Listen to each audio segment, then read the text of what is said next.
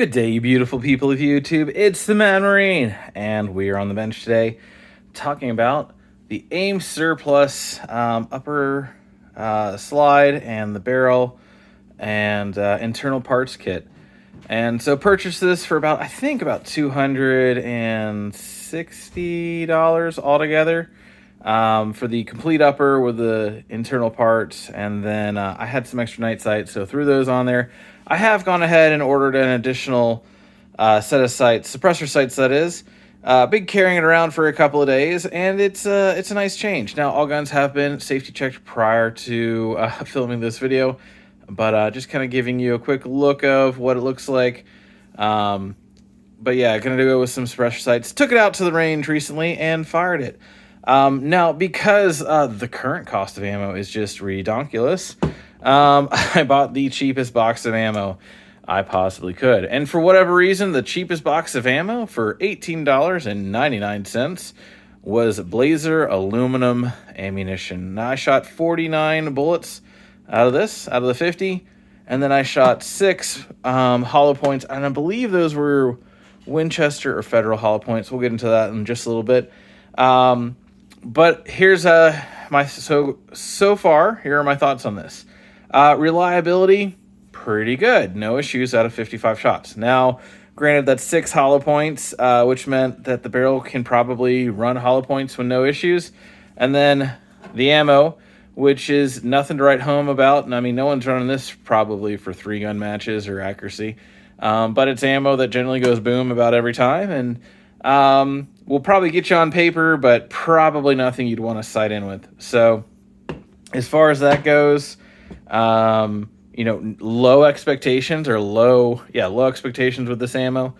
That being said, there are some other considerations we need to take into account. One thing I always like to do when firing a new firearm to me, whether it's new or used, for my own benefit, I like to take a couple shell casings and look at the primer strikes, make sure there's no, look where the extractor and ejector are grabbing it and making sure that it's not shredding the casings or anything like that. And then making sure there's no bulges or dents, anything major on the sides of the casings, because that could indicate some issues. But something I just like to do, so I'd recommend you doing it as well. But hey, you do you. The other thing is, this is a Glock 23 the upper's 2 and the bottom is a 3. Shot it so much, the lower finally gave out and cracked it. And you can see the amount of wear on it just from the barrel smile. That usually is a good indication of the life or how much the barrel has, or how much has been fired.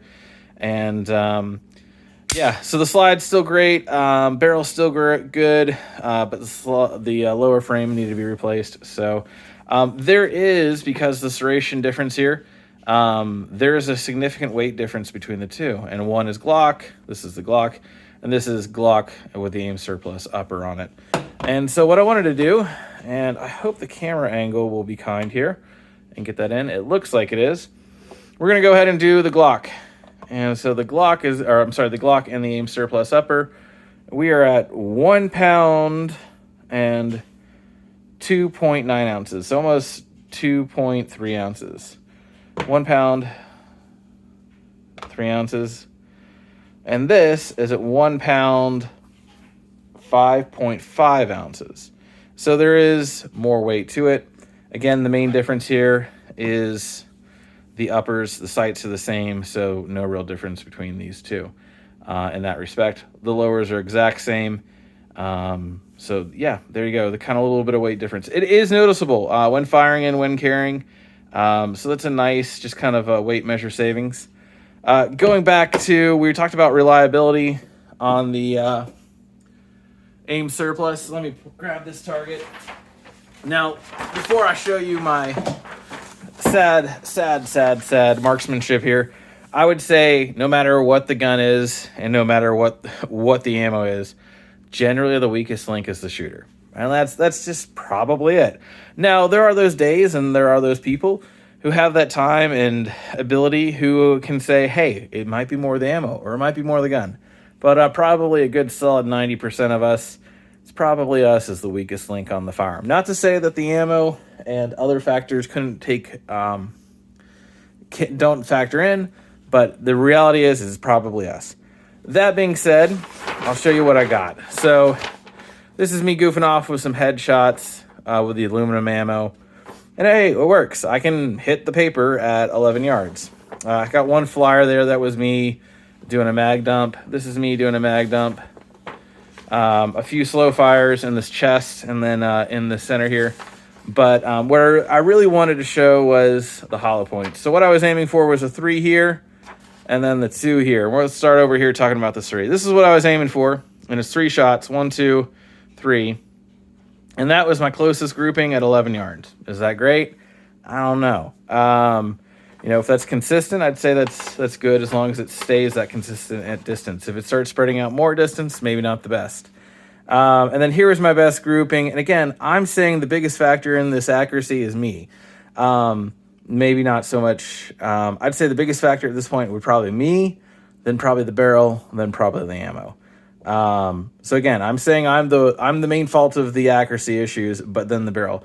The question is, if I was using something else with a better barrel, would I've gotten better groupings? I don't know. I didn't test it at the time. Maybe I should have done that. So again, we're going to do a little more testing as far as farther out at range. But again, like me testing with lousy aluminum ammunition in the head, nothing at 11 yards. I mean, it's all rounds on paper. I'm hitting my target. Is anything beautiful? Is it, quarter size groupings at 11 yards? Some of it not. Just depends. So anyway, just see how it goes. Again, I'd say the biggest factor in this is me. But I hope you guys have enjoyed this video.